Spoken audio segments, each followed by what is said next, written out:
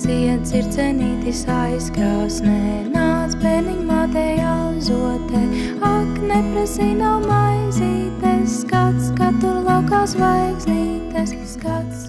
Labdarības projekts Pēdušai Latvijai jau vairākus mēnešus palīdz krīzes skartām ģimenēm. Izsniedz pārtikas pakas, kas domātas 4 cilvēku ģimenē vienam mēnesim.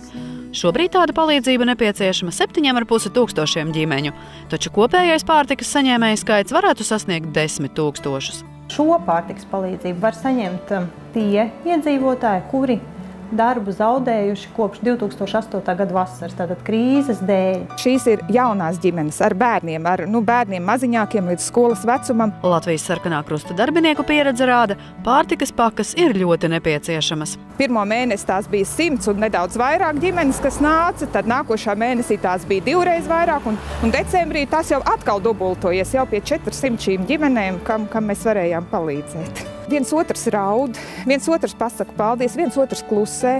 Ir ģimenes, kur, piemēram, šie pieaugušie cilvēki, viņam ir grūti atnākt pat uzrakstīt to pieteikumu, un nāk lieli bērni, kam ir, teiksim, jau 11 gadu, tur 15, 16, 17. Padomājiet, cik grūti tiem cilvēkiem ir atnākt un palūgt. Un ja viņi ir atnākuši un palūguši, tad saņemt atteikumu ir briesmīgi, un mēs cenšamies nevienam neatteikt, bet lai mēs nevienam neatteikt, lai neviens neaiziet tur salauzt un sāpošu sirsniņu, mums ir vajadzīga sabiedrības palīdzība, mēs viens to nevaram izdarīt. 1 latu pārtikas bankai var ziedot, piezvanot uz labdarības tālruni 900 64 88.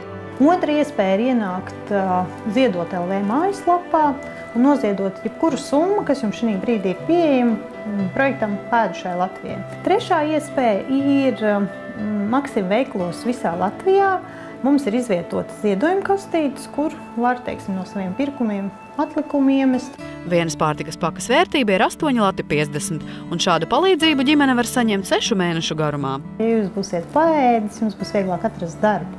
Un tas, man liekas, ir tas nākamais mērķis. Tā mūsu palīdzība ir domāt, lai cilvēks varētu atgriezties normālā dzīvē. Negribētos jau arī, lai pilnīgi visi jaunās ģimenes, jaunie cilvēki aizbrauc no Latvijas. Ik viens, kurš grib par kriptiņu padarīt pasauli labāk, to var izdarīt vai nu ar vienu telefonu zvanu, vai ar santīm iemešanu ziedojuma kastītē, vai ar ziedojumu bankā. Un tas nav grūti, bet tas ir ļoti patīkami. Savukārt pieteikties palīdzības saņemšanai ģimenes var pie Ziedot LV partneriem visā Latvijā.